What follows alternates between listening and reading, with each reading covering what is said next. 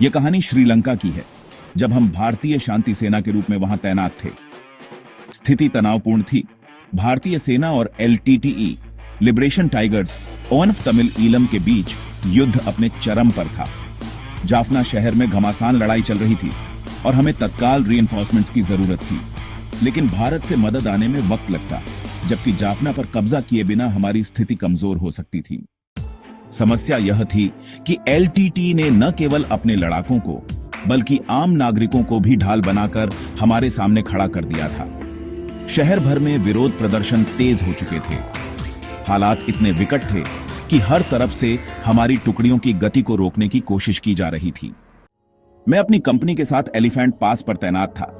यह एक ऐसा रणनीतिक संकरा रास्ता है जो जाफना पेनिनसुला को श्रीलंका के अन्य हिस्सों से जोड़ता है। इसी रास्ते से होकर भारतीय सेना की एक बड़ी रीइंफोर्समेंट कॉन्वॉय को गुजरना था, लेकिन काफिला जब वहां पहुंचा तो देखा कि लोकल नागरिकों, जिनमें ज्यादातर औरतें और बच्चे थे, ने पूरी सड़क को अपने शरीरों से ब्लॉक कर दिया था।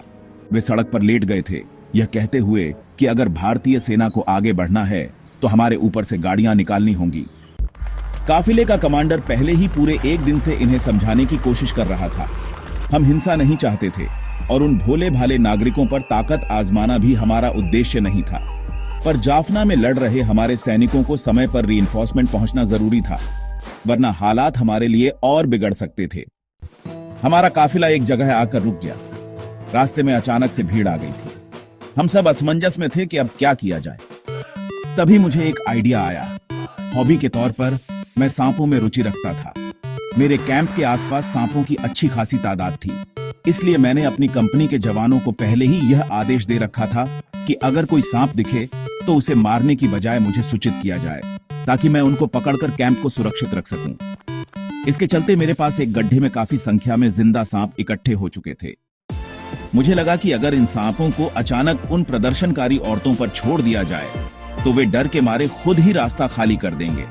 यह जोखिम भरा था, क्योंकि सांप किसी को काट भी सकते थे, लेकिन अगर रीइंफोर्समेंट समय पर जाफना नहीं पहुंचता तो हमारी कई टुकड़ियों का सफाया हो सकता था। उस बड़े खतरे के मुकाबले यह एक छोटी सी रिस्क थी। मैंने बिना समय गंवाए सभी सांपों को एक बड़ी बोरी में डाला और काफिले के कमांडर के साथ उस सड़क की ओर निकल पड़ा।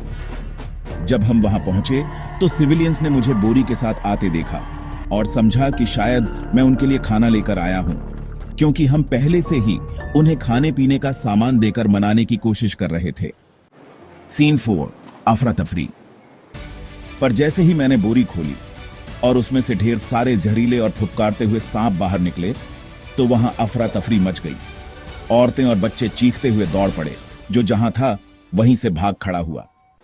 सीन 5, काफिले का आगे बढ़ना। यही वह मौका था जिसका मुझे इंतजार था। मैंने तुरंत काफिले के कमांडर को चिल्लाकर इशारा किया, अब बढ़ो, और भारतीय सेना का काफिला आगे बढ़ गया। सीन 6, निष्कर्ष इस तरह रीइंफोर्समेंट्स सही समय पर जाफना पहुंची। इस एक चाल ने कई भारतीय सैनिकों की जान बचा ली और हमें जाफना की लड़ाई में एक अहम बढ़त दिला दी। सांप हमेशा जान नहीं लेते, कभी कभी जान भी बचाते हैं।